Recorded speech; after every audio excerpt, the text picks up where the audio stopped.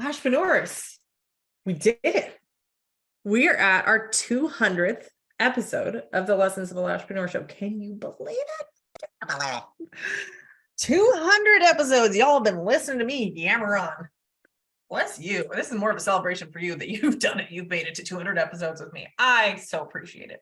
It has been a really cool journey. So I started the podcast, I think it was March of 2018. And really what the podcast came from was because I became the block in the business moving forward and being able to help and market and all that kind of stuff. Because at that time I would do lives on Facebook.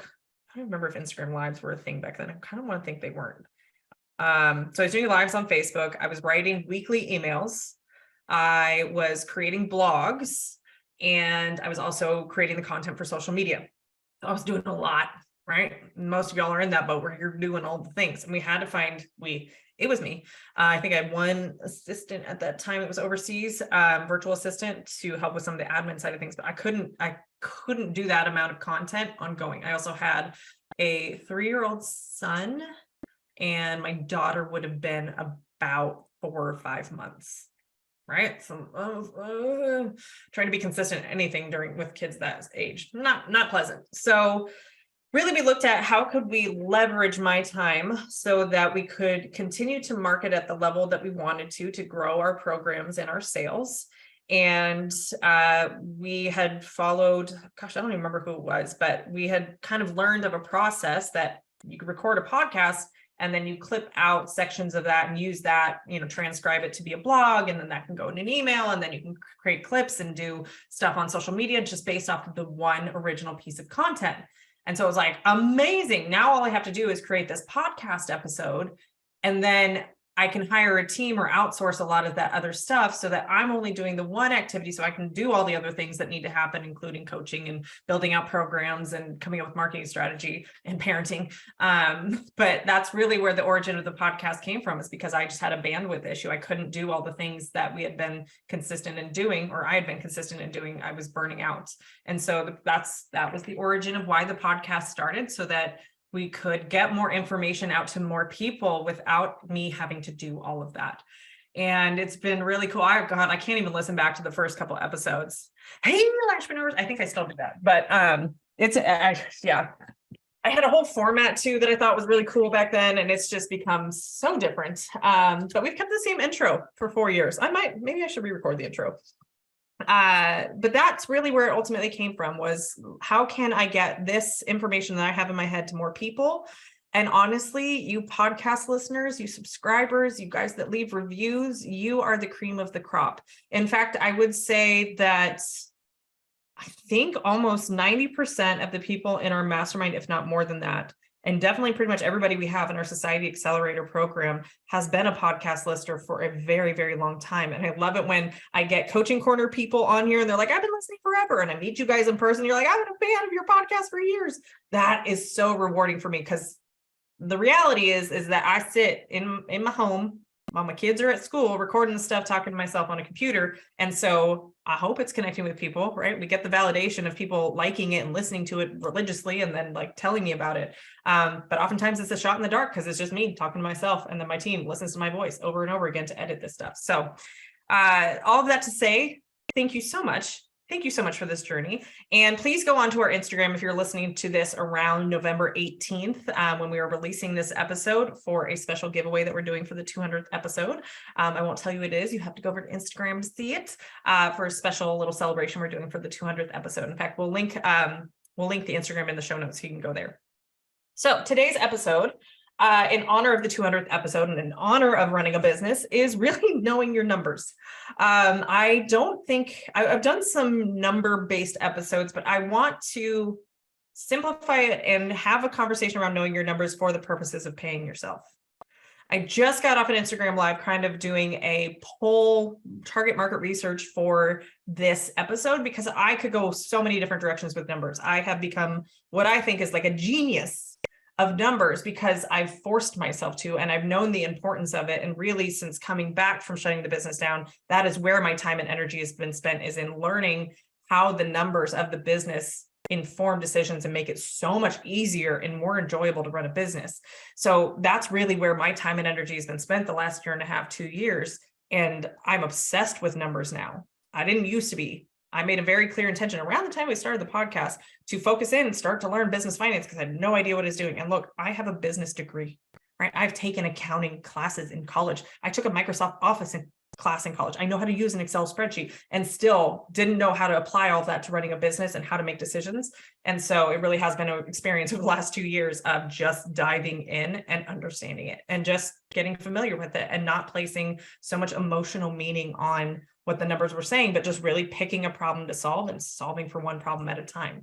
And so based on this Instagram live that I did, kind of the way that the conversation was going was, well, how do we know our numbers in a way that helps us to pay ourselves and pay ourselves more? And so that's where we're going to take this conversation. I'm going to keep it very simplified as best to my abilities so that I don't overwhelm you, because I know a lot of you, even if you're doing 6 figures or multiple 6 figures, you have a team, wherever level you're at, chances are some of y'all got some money mindset stuff coming in there. And I want to be mindful to not overwhelm you, because then you're just not going to do it. So I will hint at more advanced knowing number strategies that can help you out, but I'm not going to dive into them here. For those of you that are in the Lashpreneur Society, we do have a business finance 101 training that does a deep dive in how to pay yourself more and what percentage to pay yourself out of total sales and all this kind of information. So if you're in the society, go into Kajabi, search for accounting 101 or business finance 101. If you've been in for the past 2 years, it's business finance 101. If you've been a member longer than that, it's accounting 101. Same thing. We just changed the name of it. And then if you're in Society Accelerator or you're in the mastermind, y'all know the spreadsheet. Jump on a coaching call with me and we'll dive into your specific numbers. But if you're not, well, then you're just going to have to listen to this episode and enjoy. Okay, so what I want you to do, very basic to start, is list out all of your services, right? And you probably have a booking software that does this for you, but get into an Excel spreadsheet or you can just do it old school on a piece of paper. List out all of your services. Next to your services, I want you to write the price that you charge for those services. And then next to that, I want you to write down the time in minutes that service takes. Now, if you do not have standard service times, that's a problem.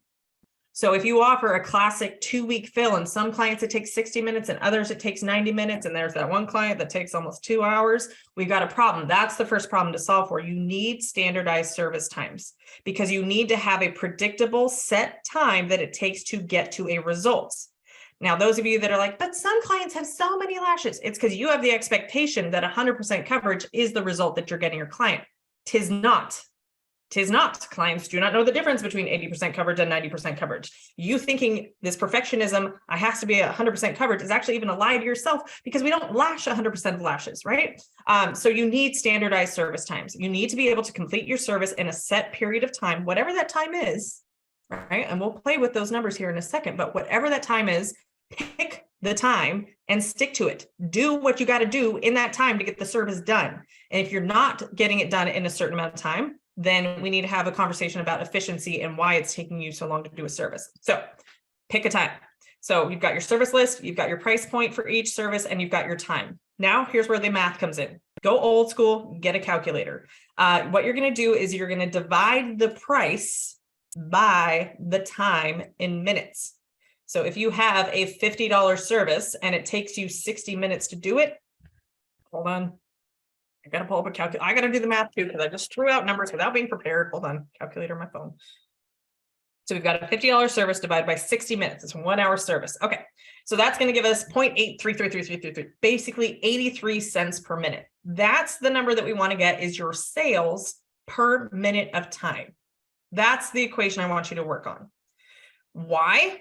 Because our services have so many different times to them, whether it's a full set, whether it's a fill, whether we're doing waxing, whether we're doing facials, they all have different times. So we need to get them on a common denominator. Whoa, that's a math word. Don't freak out, denominator. We need to get them all on the same common denominator, all the same time, to be able to evaluate any sort of relevant data to help us make a decision. So when we get all of our services and the sales that they can generate per minute, now we can compare how much of our time is being paid for what. So as an example, maybe your classic, we'll say your classic fill, and you can put whatever, your hour-long fill or your 2-week fill, whatever you want to call it. you charge $50 for it and it takes you 60 minutes. Well, now we have 83 cents per minute is what is being generated in sales with that service. Well, some of you guys love to look at, hold on, let me make sure this math makes sense.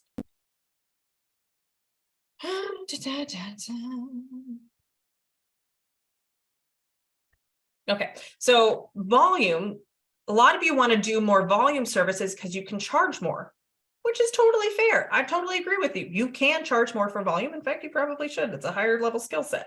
So some of you are like, cool, I can charge $75 for a volume fill. And the time that it takes me is, let's say, hold on, doing math real quick, equals, let's say it takes you 90 minutes. So you do a $75 service for 90 minutes. It's a volume. I'm like, cool, if I just did more volume, then I'd be making a lot more money. Well, in this math, if you do 75 divided by 90, it actually equals 83 cents per minute. Well, that's weird.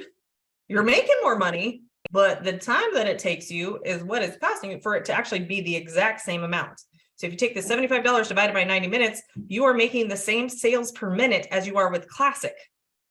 So there really is no difference in the sales that you're generating between appointments. In fact, you're probably losing, you could be making more money with Classic services as opposed to volume services because you can get more clients in the day, right? So if you only have a 6-hour workday, well, you can get 6 Classic Lash clients in there, or you can get probably 5 volume clients in for that same amount of time, but you're taking one less service. So you're making less money, right? Like the math doesn't work out. So this is where I just want you to get curious. Do your services, list out the price, list out the time, and then figure out your sales per minute and just get curious about what that information is telling you. Now, yes, your full sets will be the highest, or at least for most people, will be the highest sales per minute, but I don't really want you to focus on that because I don't really care about what you charge for your full set.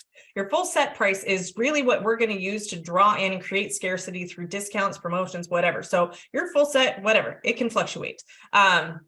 Your fills really are the bread and butter of your business, or whatever service it is that you do the most of, whether that's, Brazilians, or whether that's brow waxes, or whether that's a hydrating facial or an anti-aging facial, whatever it is.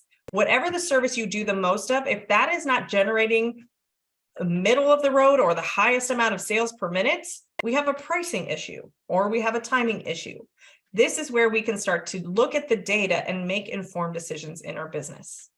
So based on what you're seeing when you do this, look at where is it that doesn't quite make sense. Like if I'm doing mostly volume fills, but it's making the same amount of money as my Classic, well, what do I need to do, right? If I want my volume to be making me more money, but it's currently making the same, what are my options? Great question. Well, we only have 2 data points to work with, time and money, right? So one option would be to increase your volume pricing, right?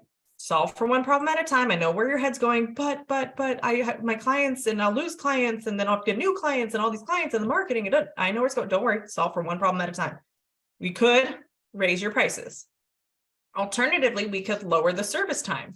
That doesn't require you telling your clients or charging your clients more. You're just lowering your service time. I would start with 15-minute increments, right? If I lowered my service time by 10, 15 minutes, what does that then do to the sales per minute? So in this example, so if I'm charging $75 for a volume fill, and instead of 90 minutes, it takes me 75 minutes. Well, now all of a sudden I'm making $1 per minute. Well, that seems a little bit more worth it, does it not? So the alternative would be then also changing the time and the price amount, right? What I want you to aim for as a benchmark to just get curious about is aiming for $1 per minute per service. Some of you may be very far off from that, and that's okay. Some of you, it may take you months, if not years, to get to that balance, and that's okay, right? We've got to solve for one problem at a time. But generally speaking, with the students that I work with and the way that I look at the businesses and the hundreds of thousands of, not hundreds of thousands, but hundreds of businesses and thousands of businesses and students that I've worked with, generally speaking, if you're at about $1 per minute, that's a pretty good price point and timing. Now, I will say for my mastermind level students and those especially starting into Society X, where we would like to see them when they're building out a team for profitability purposes is anywhere from $1.20 to $1.60 per minute. because that creates enough profit margins for a good hourly rate for their team member and enough profit left over in the business for them to operate and be able to build the business they want to build and scale from there. So first start with $1 per minute, right? And so if your fills or your regular appointments that you do most often are not there, just consider what it might look like if you either increase prices, decrease time, or a combination of the two. That's really a great place to start with knowing your numbers, to let the data just be informed, right? Because your time is capped. You can't create more time. And so if you are solo, right, you can't create any more hours in the day. So you only have so much time to put in your business. You might as well be doing the most amount of sales you can per minute to maximize and leverage your time doing sales or your time doing services. If you're building out a team, you definitely have a direct tie to money that you're paying for that team member's time and them producing the sales of that service. So that is kind of the very basic formula of knowing your numbers as far as evaluating, getting your price point in the place it needs to be. Other next levels that we can go to with this are checking out the profitability of each service. This is what I do a deep dive in Society Accelerator. We do a deep dive in understanding how each service produces profit in the business. That's some cool information to know, and also some very scary information. What this looked like when one of our mastermind members went through this is we actually figured out that for one of her team members who she didn't really have the numbers to begin with. This is before she did the spreadsheet, what she could profitably pay her team member. So she just kept throwing money at her. And now every time that team member takes a paying client, the business loses $20. What? How is that possible? That's how the data works, right? Because she's paying her team member, I think it's like something like $17 an hour, and she's charging, I don't know, 65, 75 bucks for a service, which sounds like cool. Like there's plenty of money left over. Oh, no.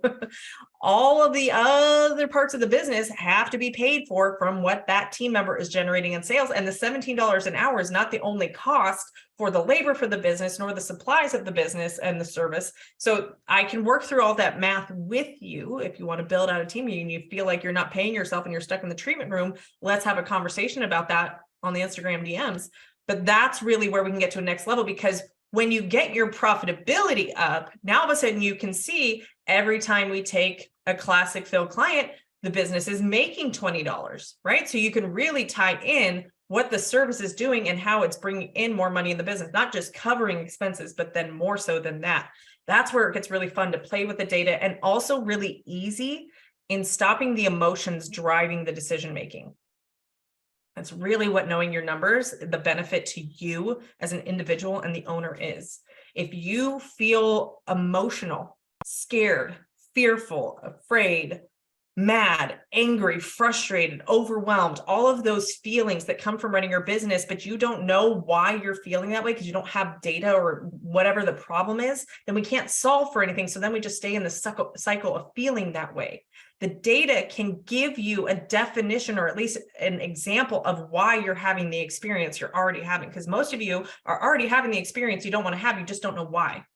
And the numbers and the data in your business can indicate why you're feeling that way. And then we can actually start to problem solve, right? So if you're overwhelmed because you're not able to pay yourself, even though you're taking pretty much a full load of clients, well, chances are you're not priced at a price point that is profitable for your business. So you're not able to pay yourself because there's no money left over at the end of the month. So you probably either need to raise your prices and drop off clients so you can at least free up some of your time, or you need to hire because there's so much demand and you don't have the time to do it. There's a whole bunch of different decisions that we can make, but we got to know the numbers and the data first.